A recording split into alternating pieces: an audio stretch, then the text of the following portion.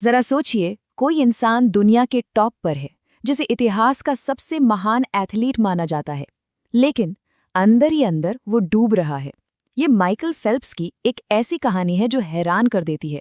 और आज हम उनकी मानसिकता के दो बिल्कुल अलग अलग हिस्सों को समझने की कोशिश करें।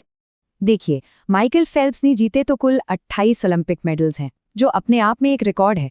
लेकिन उनके लिए सिर्फ एक ही नंबर है जो सच में मायने रखता है, 23। अब सवाल ये है कि ऐसा क्यों? क्योंकि बाकी 5 मेडल्स गोल्ड नहीं थे। सोचिए जरा, कितनी जबरदस्त मानसिकता है ये। मतलब सब कुछ या कुछ नहीं वाला नजरिया। इसी सोच ने उन्हें महान तो बनाया, लेकिन आगे हम देखेंगे कि इसी सोच ने उन्हें लगभग तोड़ भी दिया था। उनके लिए सिल्वर मेडल जीतना नहीं, बल्कि हारना था। तो सवाल ये उठता है कि कोई ऐसी लगातार जीतने वाली मशीन बनता कैसे है? आखिर इसके पीछे का राज क्या है? असल में बात जीतने की खुशी की उतनी नहीं थी जितनी उन्हें हारने से नफरत थी। वो हारने का एहसास उसे दोबारा कभी महसूस ही नहीं करना चाहते थे। स्विमिंग पूल उनके लिए सिर्फ एक खेल का मैदान नहीं था, वो एक शिकार का मैदान था।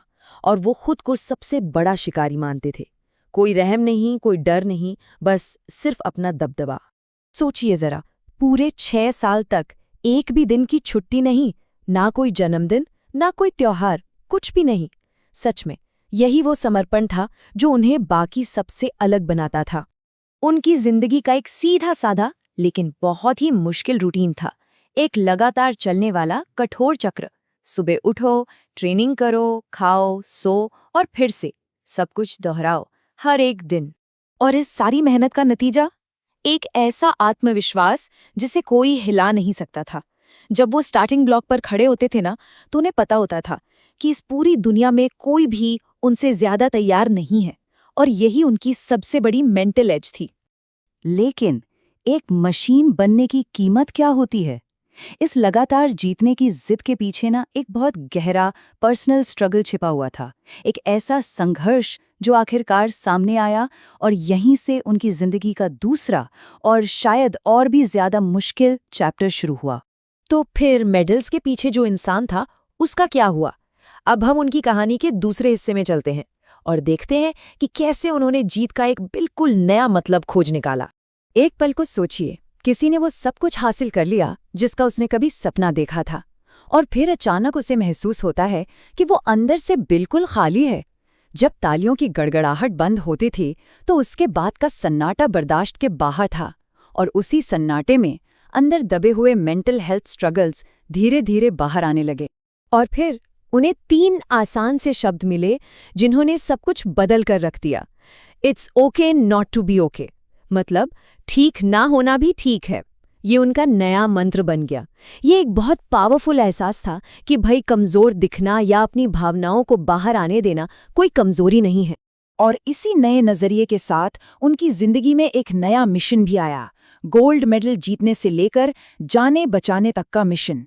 उन्होंने एक ऐसा मकसद खोजा जो उनकी किसी भी ओलंपिक जीत से कहीं कहीं ज्यादा बड़ा था। जब फेल्प्स अपनी जिंदगी के इन दो हिस्सों को देखते हैं ना, तो जो कंपैरिजन है वो वाकई चौंकाने वाला है। ये उन्हें सोचने पर मजबूर करता है कि सच्ची जीत का असली मतलब आखिर है क्या। ये एक लाइन ही सब कुछ कह देती है ना? कि किसी की जान बचा पाना एक ओलंपिक गोल्ड मेडल जीतने से 1000 गुना बेहतर है। यही उनका नया सच है। एक ऐसा सच जो इंसानी रिश्तों और एक दूसरे के सहारे को हर चीज से ऊपर रखता है। तो माइकल फेल्प्स के इस कमाल की जर्नी से क्या सीखा जा सकता है? उनकी मानसिकता से कौन सी बातें हैं जो हमारी अपनी जिंदगी में काम आ सकती हैं? देखिए, फेल्प्स अपनी सफलता का पूरा फॉर्मूला एक आसान से 3 स्टेप प्रोसेस में बताते हैं, जिसे कोई भी किसी भी चीज के लिए इस्तेमाल कर सकता है। पहला, एक बड़ा सपना देखो। दूसरा, उसे छोटे छोटे, बिल्कुल छोटे छोटे स्टेप्स में तोड़ो। और तीसरा, बिना किसी बहाने के बस उस पर काम करो। लेकिन शायद सबसे बड़ा सबक ये है कि अपनी भावनाओं को जाहिर करना या वल्नरेबल होना कोई कमजोरी नहीं है। असल में यही असली ताकत है। जब कोई खुद को अपनी भावनाएं महसूस करने की इजाजत देता है ना, तभी असली ग्रोथ और बदलाव का दरवाजा खुलता है। सोचिए, अपने आसपास कौन है जिसे ये कहानी सुनकर मदद मिल सकती है? अगर कोई ऐसा है तो ये कहानी उन तक जरूर पहुंचाइएगा। उन्हें याद दिलाइए कि दुनिया के सबसे महान लोग भी संघर्ष करते हैं और मदद मांगना कमजोरी नहीं बल्कि हिम्मत और ताकत की सबसे बड़ी निशानी है।